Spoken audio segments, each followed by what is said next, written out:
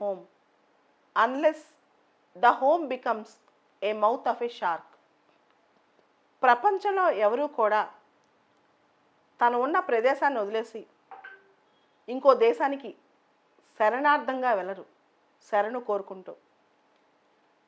ఎప్పుడైతే తను నివాసించే తను ఉండే ప్రదేశం చాలా భయంకరంగా మారుతుందో, తను ఎక్కడైతే నివసించాలనుకుంటున్నాడో ఆ ప్రాంతంలో తను పర్సెక్యూషన్కి గురవుతున్నాడో అప్పుడే శరణంటూ ఇతర ప్రాంతాలకి తరలి వెళ్తాడు మానవుడు. If A father makes his son to SIT on a boat, ఒక తండ్రి గనక కొడుకుని ఒక నావ మీద కూర్చోబెడితే మంచి ప్రదేశాన్ని వదిలేసి అతను అనుకున్నట్టు అర్థం ఏమనంటే water is safer than the land, water is safer than the mother land అని. ఆ నీళ్ళే మదర్ ల్యాండ్ కన్నా సేఫ్ అని.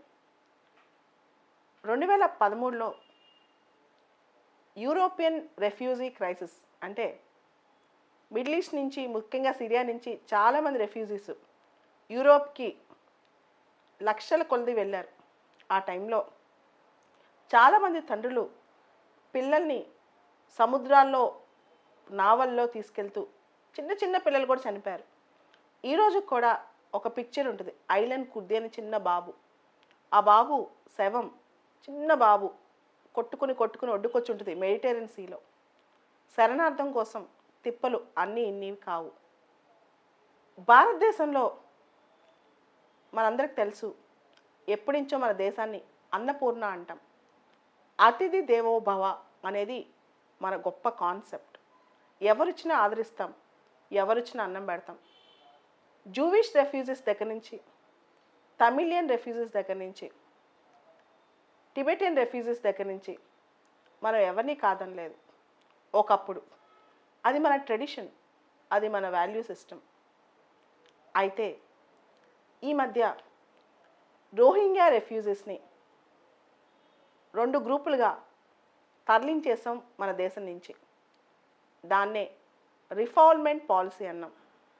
ఎవరైతే శరణు అంట వచ్చారో వాళ్ళని దేశం నుంచి పంపించేశాం. అది government stand for practical reasons. దాన్ని తప్పుపట్టడానికి ఏమీ లేదు. అయితే ఎందుకు ఓన్లీ రోహింగ్యా రెఫ్యూజీస్? ఇదే పెద్ద క్వశ్చన్.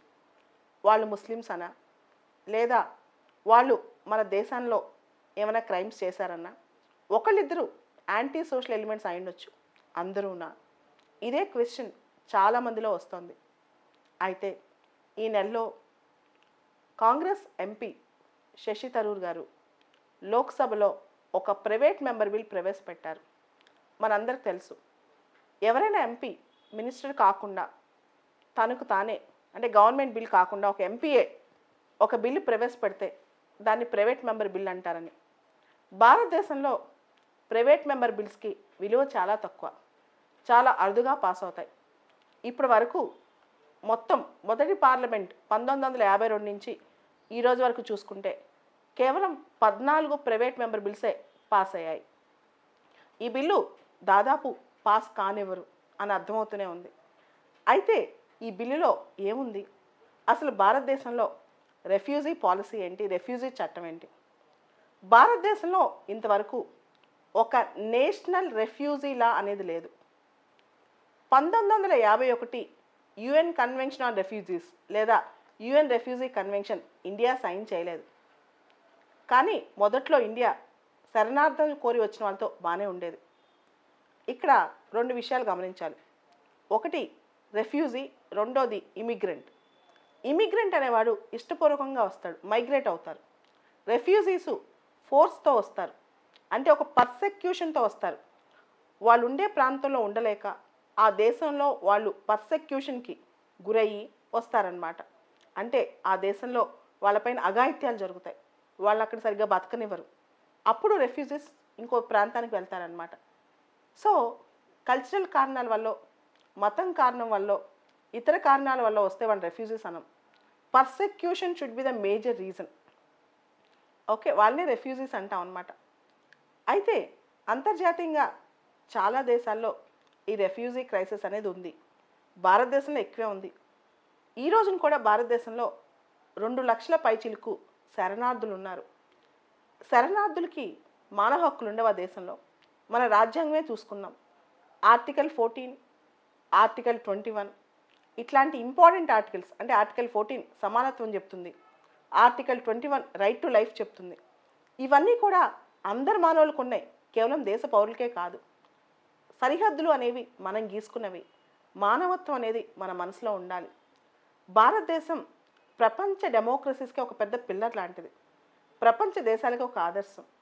ఇటువంటి దేశంలో ఈరోజు కూడా ఒక చట్టం లేదు ఎస్ఎల్ఎం సీకర్స్కి, అంటే శరణార్థం కోరే వాళ్ళకి, శరణార్థులకి, రెఫ్యూజీస్కి ఒక చట్టం లేదన్నమాట. ఇటువంటి చట్టం ఎందుకు రావట్లేదు అంటే మనకు పటిష్టమైన పొలిటికల్ విల్ అనేది దీని మీద లేదు. మనం ఫాలో అయ్యేది ఎడ్హాకిజం, అంటే ఏ సందర్భంలో ఆ సందర్భం గురించి మనం చేస్తూ ఉంటాం. మనం గమనిస్తే ఇక్కడ అరుణాచల్ ప్రదేశ్కి చక్మా రెఫ్యూజీస్ వచ్చినప్పుడు బంగ్లాదేశ్ నుంచి మనం పంపించాలని ట్రై చేశాం, కానీ సుప్రీంకోర్టు తన జడ్జిమెంట్ ద్వారా వాళ్ళకు కూడా మానవ హక్కులు ఉంటాయి, భారతదేశంలో ఉండే హక్కు ఉందని తీర్పిచ్చింది. అదేవిధంగా బర్మా రెఫ్యూజీస్ మిజోరాంకి వచ్చినప్పుడు కూడా మనం పంపించాలని ట్రై చేశాం, కానీ చాలా వరకు వాళ్ళ హక్కులు వాళ్ళు కాపాడుకోగలిగారు. సో రెఫ్యూజీస్కి కేవలం హక్కులు మాత్రమే కాదు, అంటే వాళ్ళు కేవలం దేశంలో ఉండటమే కాదు, వాళ్ళకి బేసిక్ రైట్స్ కూడా ఇవ్వాల్సిన బాధ్యత అన్ని దేశాలది, అన్ని ప్రజాస్వామ్యాలది, భారతదేశానికి కూడా. అయితే మనకు తెలుసు మయన్మార్లో రోహింగ్యా రెఫ్యూజీస్ కష్టాలు.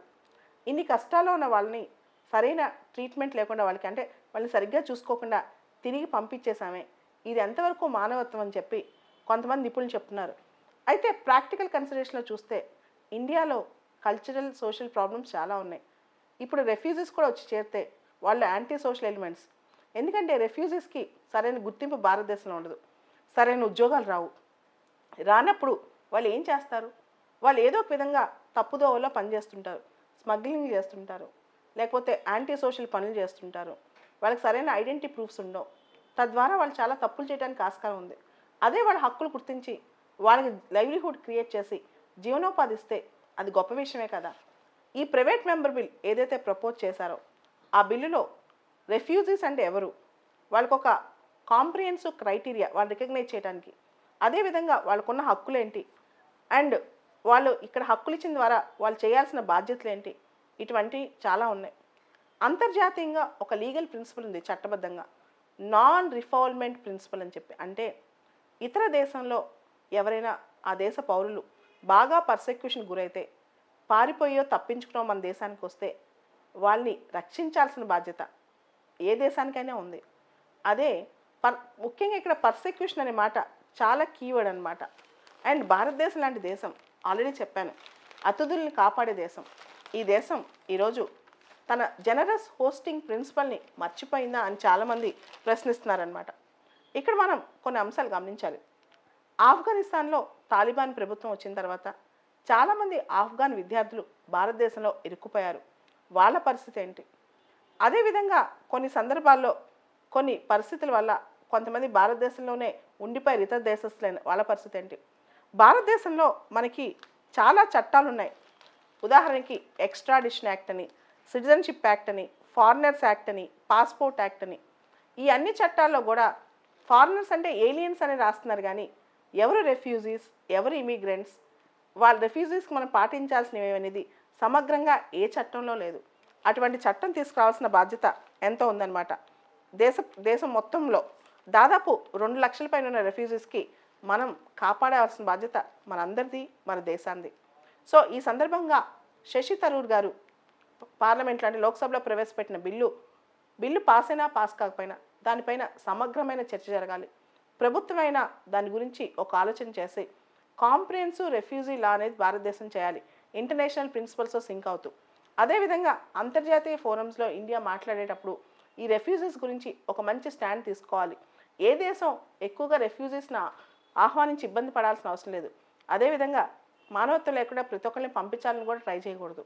ఏ దేశమైనా ఇది సమిష్టి బాధ్యత, ఒక కలెక్టివ్ రెస్పాన్సిబిలిటీగా తీసుకుని ఒక కలెక్టివ్ ఇంట్రెస్ట్తో ఒక కలెక్టివ్ లెజిస్లేషన్, అంతర్జాతీయంగా proper conventions, already UN convention on refugees ఉన్నాయి. దానికి సంబంధించి భారతదేశం కూడా ఇప్పుడు కనుక ఒక మంచి చట్టం చేస్తే బాగుంటుందని చాలామంది భావిస్తున్నారు.